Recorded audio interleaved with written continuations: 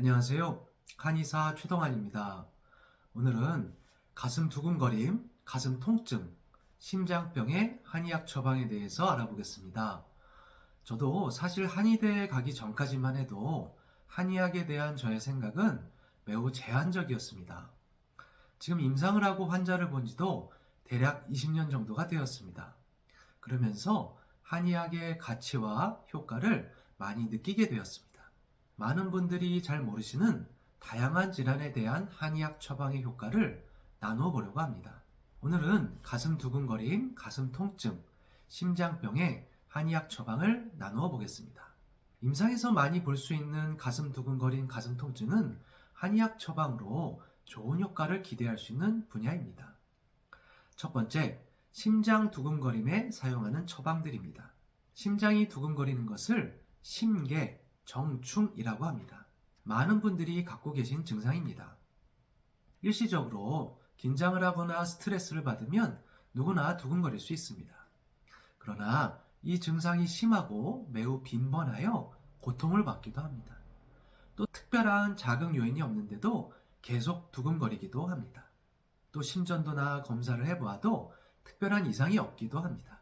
가슴 두근거림의 경우 한약을 사용하면 좋은 효과를 기대할 수 있는 경우가 있습니다. 우선 많이 사용하는 처방으로 위장의 식적과 담을 다스리는 이진탕 가감방이 있습니다. 사람이 자주 체하거나 소화불량이 지속되면 위장에 음식이 소화되지 않고 쌓이며 식적이 됩니다.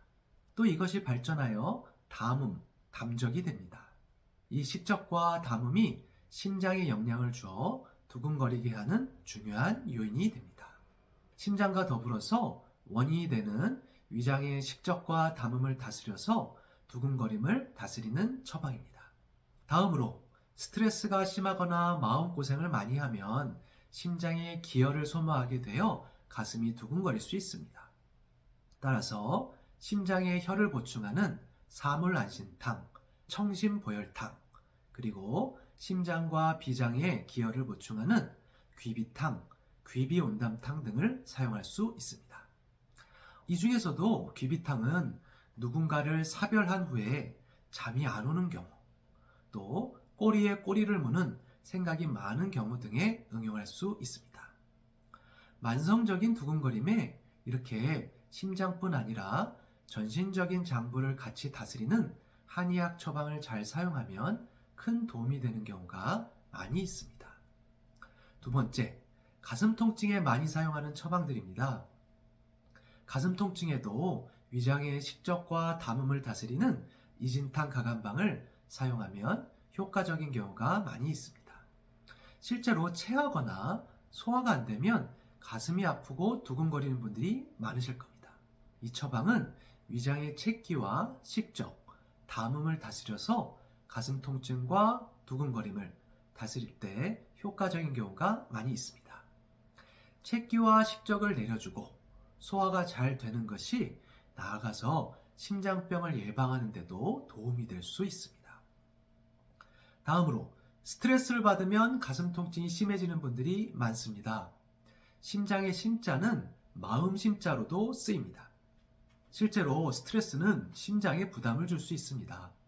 칠정심통이라고 해서 칠정, 즉 기쁨, 분노, 근심, 생각이 많음, 슬픔, 두려움, 놀람, 즉 감정과 스트레스로 인해서 가슴과 심장 부위 통증이 나타날 수 있습니다.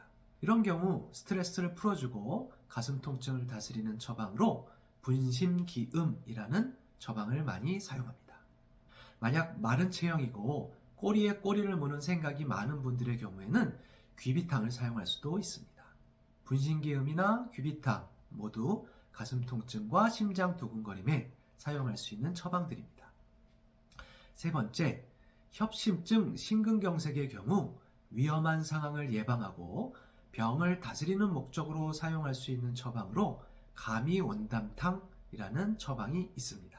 감이온담탕은 앞에서 말한 담음, 담적을 다스리면서 심장에 화를 내려주는 의미가 있습니다. 또 스트레스로 인한 기울증도 같이 풀어줍니다. 심장은 기본적으로 스트레스 등으로 인한 화가 병의 요인이 되는 경우가 많으므로 화를 내려주고 기울을 풀어주며 담음을 같이 다스리는 것입니다. 다음으로 심장병을 다스릴 때 응용할 수 있는 약 중에 하나가 바로 공진단입니다. 공진단은 많은 분들이 황제의 보약이라고 해서 보약 위주로만 알고 있습니다. 그러나 공진단은 심장질환에도 응용할 수 있는 약입니다. 네 번째, 과로하거나 잠을 못 자거나 피곤할 때 심장이 철렁 내려앉는 부정맥 증상입니다.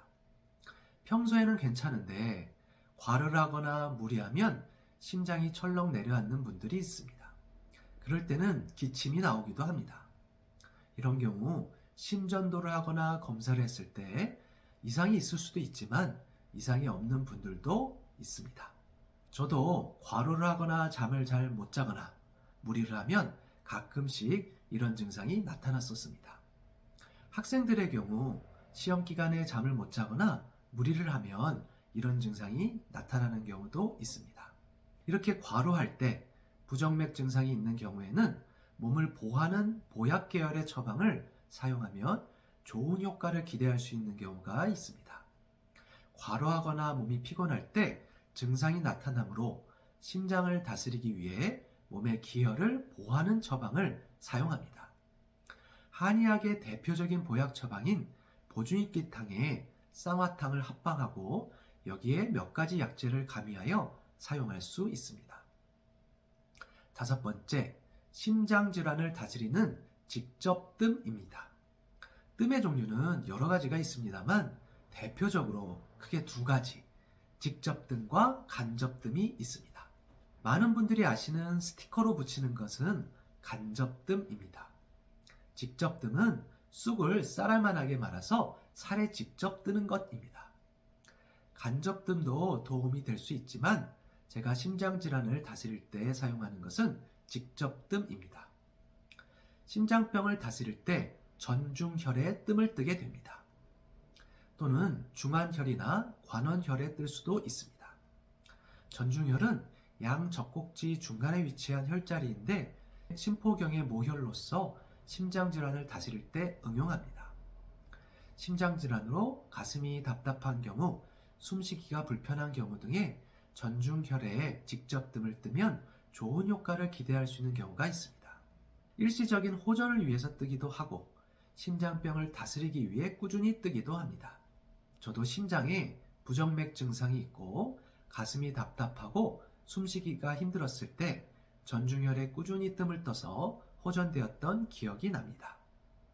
자, 지금까지 이렇게 정리를 해보았습니다. 일반적으로 심장질환 환자분들의 경우 대학병원에서 심장에 대한 검사를 하고 오시게 됩니다.